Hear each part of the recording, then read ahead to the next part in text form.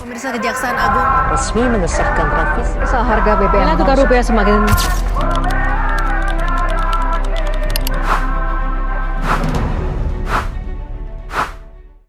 Assalamualaikum warahmatullahi wabarakatuh. Salam, Om Swastiastu, Nama Budaya, salam kebajikan dan salam sejahtera untuk kita semua. Perkenalkan, nama saya Dwi Febrianingsih. Saya Siva Nur Fadilah. Saya Heri Nurisani. Saya Muhammad Dipa Yunanda. Dan saya Damar Ibrahim. Kami dari Universitas Bumi Gura, program studi S1 Seni Pertunjukan. Di video kali ini kami akan membahas tentang kasus di 10 beberapa hari terakhir, berbagai kebijakan dan perkembangan ekonomi di Indonesia menjadi perhatian publik. Mulai dari pengesahan revisi UU Polri, kenaikan suku bunga acuan oleh Bank Indonesia untuk menjaga stabilitas rupiah, hingga kekhawatiran terkait kondisi keuangan BPJS Kesehatan. Di saat yang sama, masyarakat juga menghadapi kenaikan harga BBM, non-subsidi, serta pelemahan nilai tukar rupiah terhadap dolar. Bagaimana menurut kalian? Mantan Kepala Gizi atau BGN kini telah resmi mengenakan rompi merah muda khas tahanan Kejagung setelah kantornya digeledah terkait dugaan korupsi dana makanan bergizi atau MBG, yaitu Dadan Hindayana. Pasca penahanan tersebut, jagat media sosial langsung dihebohkan oleh informasi yang menyebutkan bahwa ia diduga menerima aliran dana fantastis sebesar 1 miliar rupiah setiap harinya. Jika dikonversi dalam satuan waktu yang lebih kecil, nominal tersebut setara dengan uang negara mengalir dengan sebesar Rp 41 juta setiap jam atau 694.000 setiap menit. Bahkan, jika dihitung secara instan, rincian tersebut menunjukkan ada sekitar 11.000 anggaran yang diduga menguat setiap 1 detik. Nilai tukar rupiah jebol, yaitu memasuki level psikologis Rp18.000 per dolar pada hari Kamis pagi setelah melemahnya ke polisi, yaitu $17.000 pada hari sebelumnya.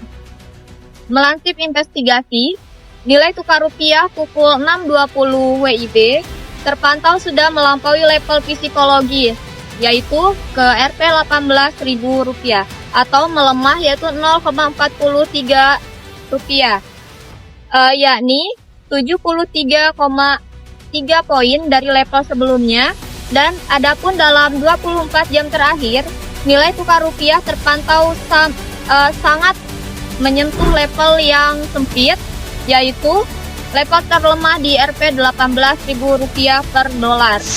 Presiden bisa perpanjang usia pensiun Kapolri. Pasal 30 ayat 5 huruf C RUU Polri.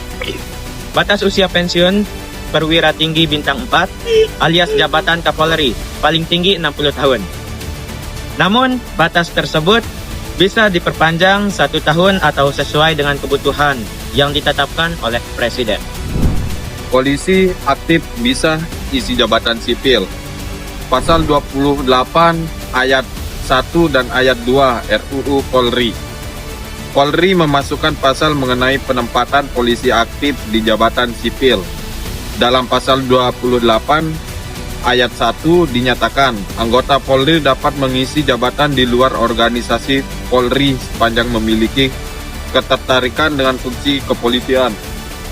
Fungsi-fungsi dimaksud antara lain pemeliharaan keamanan dan ketertiban masyarakat, perlindungan, pengayoman dan pelayanan kepada masyarakat, serta penegakan hukum sebagaimana diatur dalam pasal 28 ayat 2. Syarat daftar polisi tetap lulusan SMA. Pasal 21 ayat 1 huruf D RUU.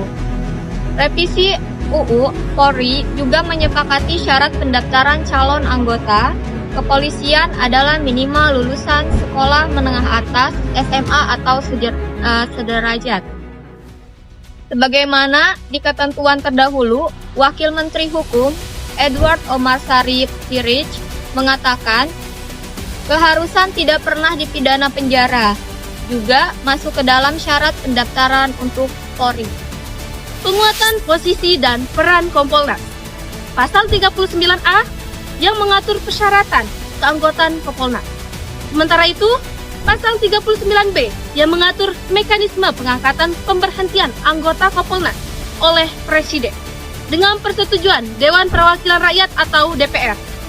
Selanjutnya, Pasal 39C ayat 1 yang mengatur alasan pemberhentian anggota Kompolnas, yakni meninggal dunia, berakhir masa jabatan, menjadi terdakwa tindak pidana kejahatan, berhalangan tetap, atau tidak dapat menjalankan tugas selama lebih dari 3 bulan, maupun mengundurkan diri. Sementara itu, Pasal 39D yang mengatur pimpinan Kompolnas magang jabatan selama 4 tahun dan dapat dipilih kembali untuk 1 kali masa jabatan. Meski ada poin-poin yang krusial sebelumnya, Ketua Komisi 3 DPR klaim ada 4 fokus RUU Polri. Yang pertama, mempertegas arah transformasi Polri menjadi institusi yang lebih transparan, profesional, dan berintegritas dan berkualitas. Yang kedua, memperkuat fungsi pengawasan serta penerapan sistem teknologi dan informasi yang lebih terbuka dan modern. Yang ketiga, menjamin netralitas serta profesionalisme anggota Polri dalam sistem pembinaan karir. Dan yang terakhir, menguatkan pelaksanaan petugas kepolisian yang berorientasi pada pelayanan masyarakat, perlindungan, pengayoman, dan penegakan hukum. Terima kasih sudah menonton video ini. Kami ucapkan terima kasih banyak. Wassalamualaikum warahmatullahi wabarakatuh.